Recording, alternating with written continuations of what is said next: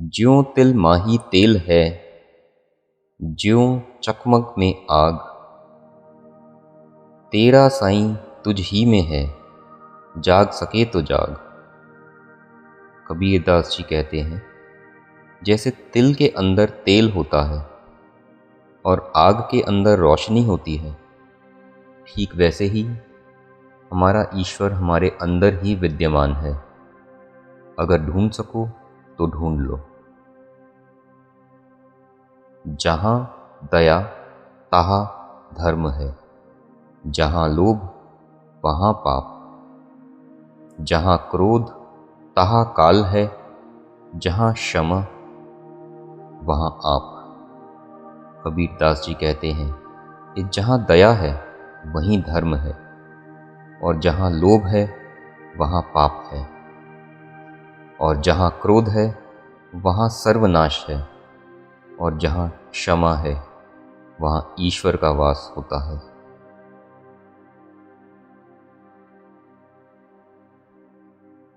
जो घट प्रेम न संचारे, जो घट जान सामान, जैसे खाल लोहार की सांस लेत बिनु प्राण।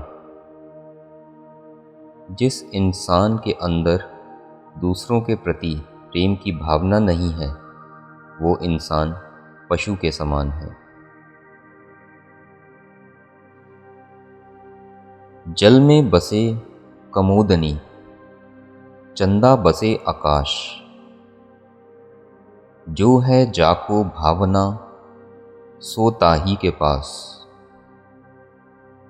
कमल जल में खिलता है और चंद्रमा आकाश में रहता है, लेकिन चंद्रमा का प्रतिबिंब जब जल में चमकता है तो कबीरदास जी कहते हैं कि कमल और चंद्रमा में इतनी दूरी होने के बावजूद भी दोनों कितने पास हैं। जल में चंद्रमा का प्रतिबिंब ऐसा लगता है जैसे चंद्रमा खुद कमल के पास आ गया हो।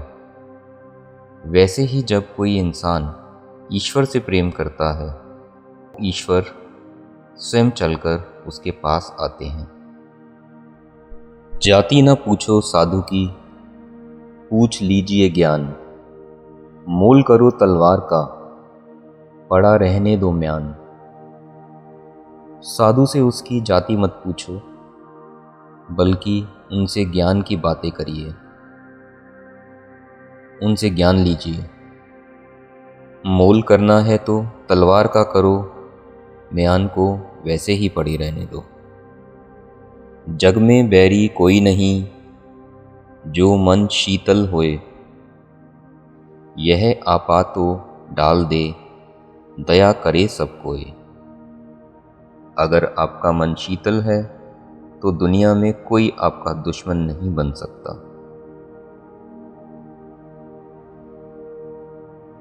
ते दिन गए अकारत ही, संगत भई न संग। प्रेम बिना पशु जीवन, भक्ति बिना भगवंत। कबीरदास जी कहते हैं कि अब तक जो समय गुजारा है वो व्यर्थ गया। ना कभी सज्जनों की संगति की और ना ही कोई अच्छा काम किया।